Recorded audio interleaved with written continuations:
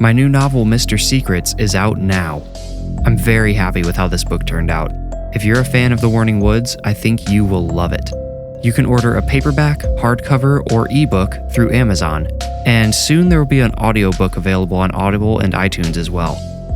Order soon to get your copy in time for some Halloween reading. Again, it's called Mr. Secrets, and it's available through Amazon. I'll put a link in the show notes. All right, enjoy the show. Welcome, friend. Follow me. We're going somewhere dark, somewhere dangerous. Most people would never dare enter the place we're going.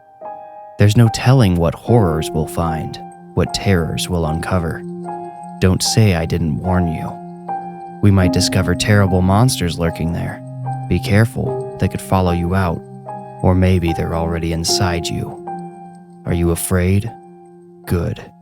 Now you are ready to enter the Warning Woods. In 1907, Graham Wills was found guilty of murdering his entire family. In an all too easily obtained confession, Wills said he woke around midnight and decided it was time. In his own words, the children had become spoiled, pestering rats, and my wife their indulgent rat mother. I had tried to be reasonable, but they simply needed to be exterminated. He had quietly gotten out of bed and gone downstairs to the front door where he kept his boots. Inside one of the boots, he had stashed a bolt gun, the type used for slaughtering livestock, that he had stolen from a farm supply store a few days earlier. He took the device upstairs and went room to room, bed to bed, until he was the only Wills left breathing. Graham Wills, after putting his family down like animals, went upstairs and slept until dawn while their bodies grew cold. The Wills family home is located on an acreage just south of Seattle. Yes, it's still there over 100 years later. It sat abandoned for a few years, then was auctioned off to another young family. That family quickly moved out, claiming they had been insufferably oppressed by the Wills family ghosts. The house became a popular destination for teenagers on dares after it had been abandoned again. They came from miles away to try and spend a night in the old, rotting house, and if the stories are to be believed, not one of them made it to sunrise. In 1967, the house was purchased by a savvy couple from New York who had it fixed up without any changes to the interior. They left the original floors, reinforced but did not replace the stairs, and left the walls' cracked plaster alone. When asked about the renovation by an NBC reporter, the couple said they didn't want to disturb the home's spirits. During that broadcast, they announced their plan to open the house for visitors. For a fee, anyone could come see the murder house for themselves. If you wanted to pay a little extra, you could even try spending the night. By 1972, the Wills murder house had closed again. The owners were facing 5 lawsuits over injuries sustained there. There were accusations of foul play, people claiming the couple had hired actors to attack them during the night, or perhaps had even dressed up as ghostly assailants themselves. Visitors came out of the house with bruises and scratches and harrowing stories to go with them. The most disturbing to me was a woman who woke up in the morning thinking she had successfully spent the night without an encounter. When she sat up in bed, her wife had screamed. There was a circular red impression at the base of her skull with an equally red dot in the center. It looked like a bolt gun had been pressed against her head long enough to leave a bruise. The house had been entered into the historical building registry, so it couldn't be destroyed, but it was once more off limits to the general public. That is, until 2012. The embattled owners had passed away and left the Wills murder house to their children. Seizing on the business opportunity, the children reopened the house. This time they required visitors to sign all sorts of waivers and legal documents before entering. The terrifying encounters started up once more, sans lawsuits. Why do I know the history of the Wills murder house so well? Research, my friend. I wanted to know what I was getting into after I agreed to spend the night inside the house for my friend Jermaine's birthday. He had called me 3 months prior to get me on board. I think I only agreed because of the 3-month buffer between his phone call and the dreaded date. Jermaine had said, "Look man, I know this isn't really your thing, but it would be so fun. Just imagine the adrenaline. When I had still shown some hesitation, Jermaine offered the closer. Hey, you know I'm gonna bring my girl Kelsey along too. She's got this friend, Danica. Oh man, you'd like her. She's cute as hell, dude, and she's funny. Like, super funny, man. Single? I asked. Obviously, Jermaine had laughed. I wouldn't be setting you up with some other guy's chick in a murder house. The open-ended, who knows what could happen situation was enough to convince me. I knew fear could be a powerful aphrodisiac. That and, like I said, the cushy 3-month buffer. I spent those 3 months learning everything I've told you so far. I thought knowing more would help me feel less afraid, but boy was I wrong. As 3 months shrank to 2, then 1, I started having nightmares about the house. I wish I could remember them now. They've been erased, replaced by the real nightmare of what happened on Friday, October 7th in the Wills murder house. I pulled up to the house at 6:30 that evening. Jermaine was already there with his girlfriend Kelsey and her friend Danica. Danny, as I soon learned she liked to be called, was as cute as Jermaine had promised. Her close-fitting tank top showed off 2 sleeves of colorful tattoos, which gave me an instant conversation starter. We talked for 15 minutes or so in the yard while we waited to be let in. Eventually, the door to the house cracked open and a skinny, middle-aged man slid through it without opening the door the rest of the way. It felt like he wanted to keep the interior hidden from us as long as possible, or maybe he didn't want to let anything out accidentally.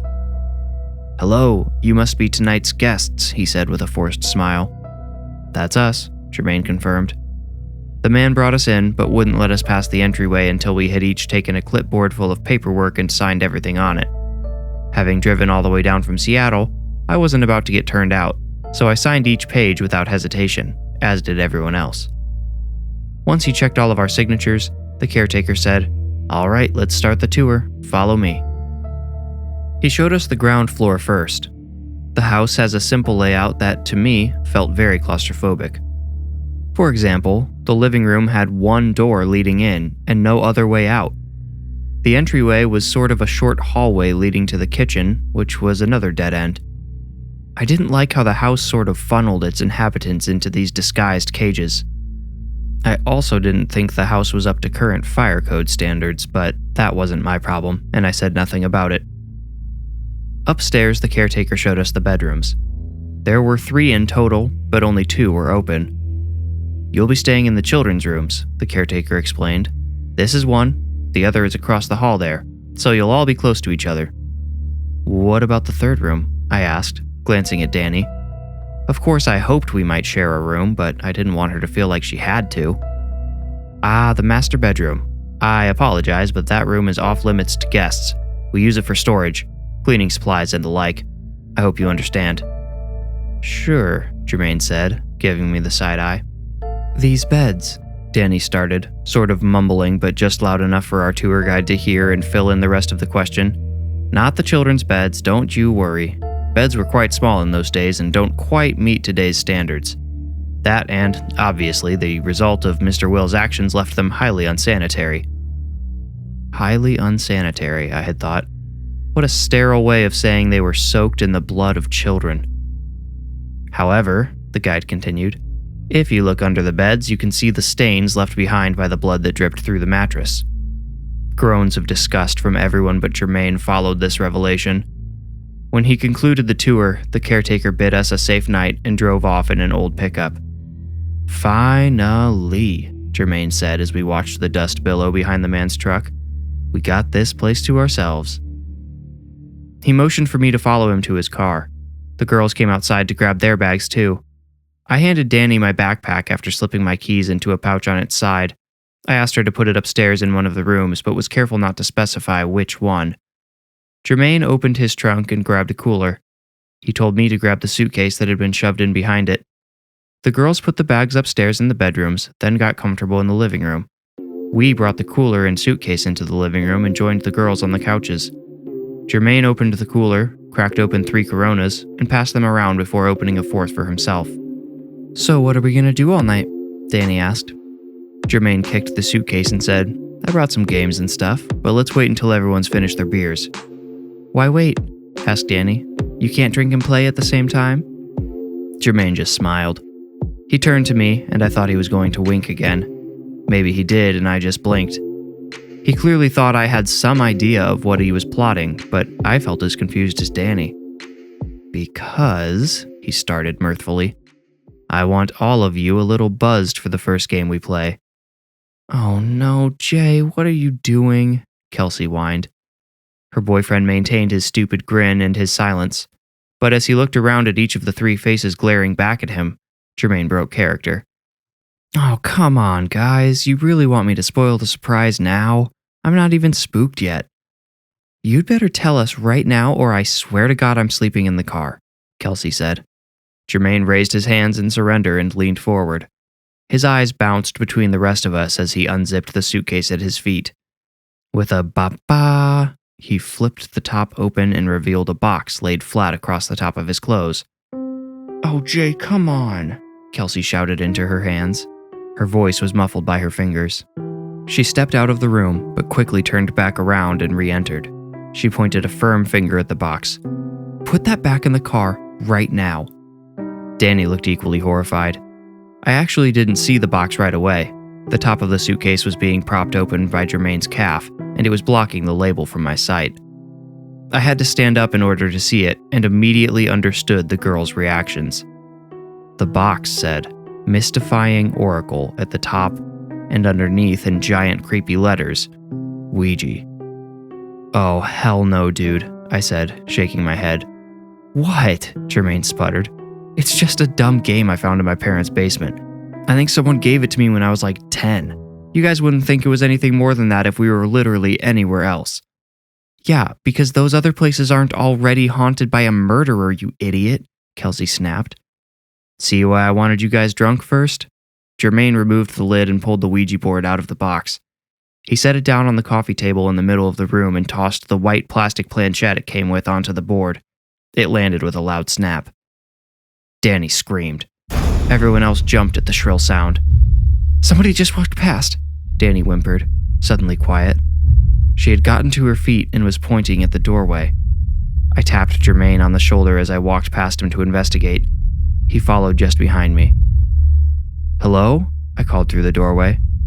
No one responded. I didn't hear anyone moving in the kitchen or up the stairs either. "Where did they go?" I asked Danny. She pointed to the right, toward the kitchen. I shrugged at Jermaine, and we continued our search. The kitchen was empty. Still, we stayed in there for a minute to talk. "I don't know if the girls are going to be able to handle this," I admitted. "I mean, maybe Kelsey can if you give up on the Ouija board, but Danny?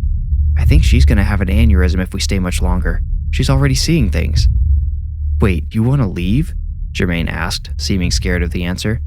"No, I mean, I don't want to, but I'm worried we should." "Nah, man, come on, it's barely even..." Jermaine trailed off as he looked at the kitchen window. He squinted and poked his head forward a little. Suddenly he drew it back. His eyes went wide and he uttered a little, "Oh," as he grabbed my shoulder and turned me toward the window. "Shh, look." I had to squint at first too, but then I noticed something moving in the faint reflection on the window glass. There was a woman behind us, wearing a big, old-fashioned dress. She had her back to us and appeared to be chopping vegetables or something. Her reflection was even fainter than our own. "Think that's who Danny saw?" I whispered so quietly I could barely hear myself. The woman's head lifted up and turned in our direction, but she didn't appear to see us. Jermaine nodded his head back toward the living room and tugged at my shirt. I needed no further prompting to follow him out of the kitchen. When we returned to the living room, Danny and Kelsey were both near the curtained window. They were moving slowly along the wall, coming towards us. When Kelsey saw us, she made a zipper motion across her lips and pointed across the room. Jermaine and I obeyed and kept quiet as we looked where she was pointing. Her finger was aimed at the couch we had been sitting on a minute earlier. The impression I had left in the cushions still dimpled the fabric. But the longer I stared at the impression, the more certain I thought it was far too deep to have been left behind by me. I glanced to where Jermaine and Danny had been sitting and noticed neither of them had left deep bowls of air behind when they had stood. The cushions were supposed to bloat back into shape. Someone we couldn't see, was sitting in my spot. Jermaine nudged me and pointed at the window behind Kelsey and Danny. I immediately understood what he meant. I motioned for the girls to come forward and stepped into the living room myself, watching Jermaine to make sure he was ready. For what, I don't really know. I drew back the curtain. I only had to pull it halfway across the window to expose the reflection of the dimpled couch. There was a shadowy reflection, similar to the woman in the kitchen, but this one belonged to a tall man. I could tell he was tall even though he was sitting. He held a newspaper in his hands, but he wasn't looking at it. He seemed to be staring off into space. I couldn't see his eyes through the dark shadows his heavy brow cast over them, but I could see the tightness in his jaw, the wrinkles in his brow, and the thick vein protruding from his neck behind his beard. Graham Wills looked ready to kill somebody. I drew the curtain back over the glass and turned to the rest of the group to see if they had also seen Graham's ghost. Judging by the looks on their pale faces, they had. I think Jermaine was about to say something, probably whisper it, when an erratic drumbeat of little feet clobbered the floor above us. Whatever Jermaine was going to say came out as a throaty sound somewhere between a gasp and a cry instead. The impression on the couch slowly filled in. The couch actually groaned as the invisible man stood. We all froze in place, too afraid to move. Kelsey shivered and hugged Jermaine's arm like a python. She whispered, "I just got really cold for a second." "I felt it too," Jermaine whispered back. A heavy footstep landed on the first stair and made everyone, including me, scream. The other three came running back into the living room. Now there were little footsteps running around upstairs and big ones climbing up towards them. "Guys, can we please just go?" Danny asked. "Yeah, Jay, we got what we came for," Kelsey added. Jermaine nodded. "Yeah, okay, we can go. But who's gonna get our stuff from upstairs?" We all looked at each other, remembering the bags the girls had taken up to the bedrooms. "Can't we just leave them?" Kelsey asked. "Yeah, we can come back in the morning," Danny offered. "No, my keys are up there," I said, frustrated at myself. The group groaned. "Man, leave them. You can come with us. We'll go to a hotel or something," Jermaine offered.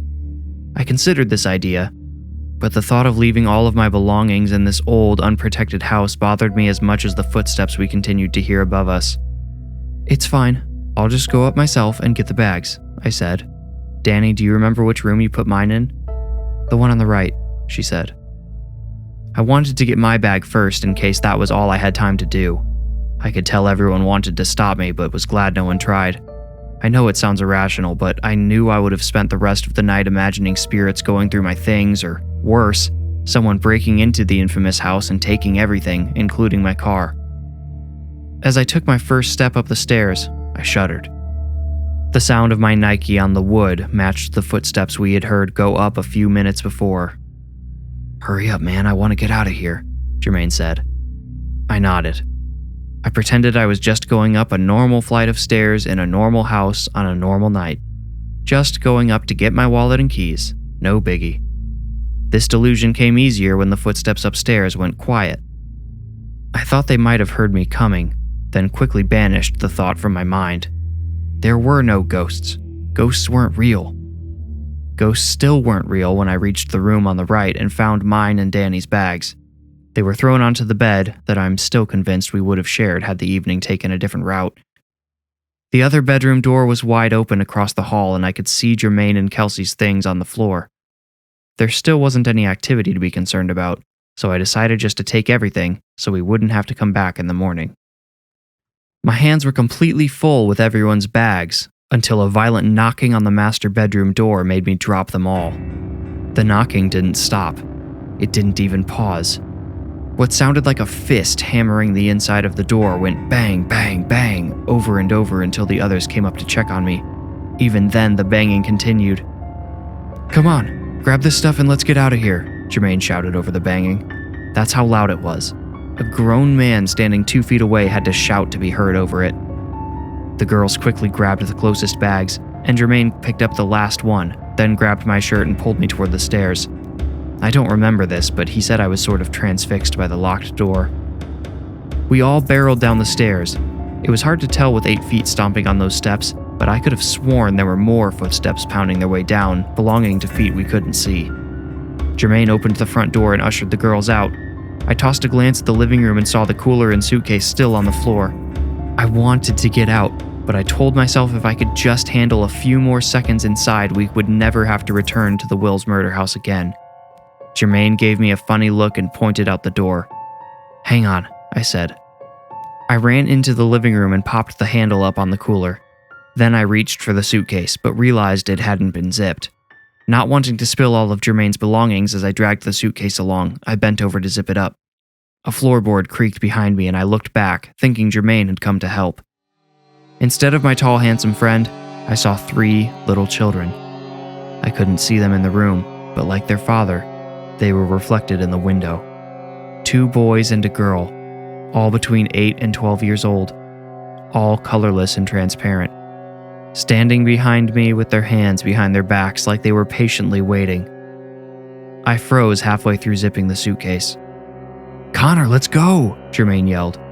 Upstairs, we heard a sound like a shotgun, rattling metal, and a second, softer bang. The locked door had been broken open.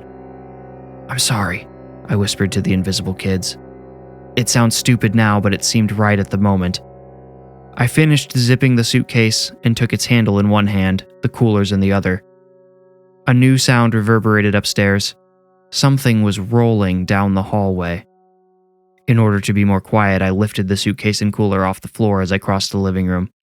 Whatever was rolling down the upstairs hallway reached the top of the stairs just as I reached the bottom. I passed the cooler off to Jermaine, and he stepped outside. I took the front door in my freed hand and prepared to shut it, but decided to wait until I saw what was on the stairs. Up there in the dark, the object rolled down one stair, then the next. It landed on each step with a heavy, hollow thud. I waited there in the threshold of the house until the object finally dropped onto the floor and rolled until it knocked against the toe of my shoe.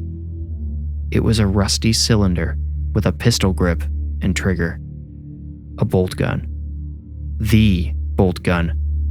For some idiotic reason, the very weapon used to kill the Wills family was still kept inside the murder house. I slammed the door and didn't look back. I was right about one thing.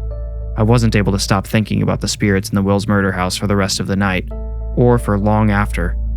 Actually, I still can't stop thinking about them. We ended up at a cheap hotel that night. We finished off Jermaine's beer while we watched some dumb late-night shows. Then, everyone just went to sleep. I let Danny have one of the queen beds, and I took the pull-out. The spring seemingly a millimeter beneath my spine kept me awake until my eyes could no longer stay open. I wondered a lot of things, but one question became the most prominent. If we had stayed in that house, if we had fallen asleep in those beds, would we have ever woken up? Or would someone have found us the next day with holes in the backs of our heads like poor Mrs. Wills and her innocent children? I tell my story often to warn future visitors about the danger in the house. No one believes me. That's all right, though. You'd have to be absolutely insane to go to sleep inside the Wills murder house.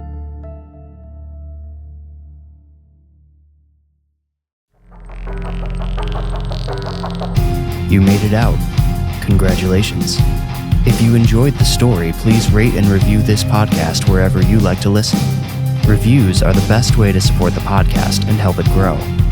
You can also become a patron at patreon.com/thewarningwoods. If you want more creepy content, including the images that accompany each story, follow me on Instagram at @thewarningwoods. If you feel ready, meet me here next week for another journey into the Warning Woods. Thank you for listening.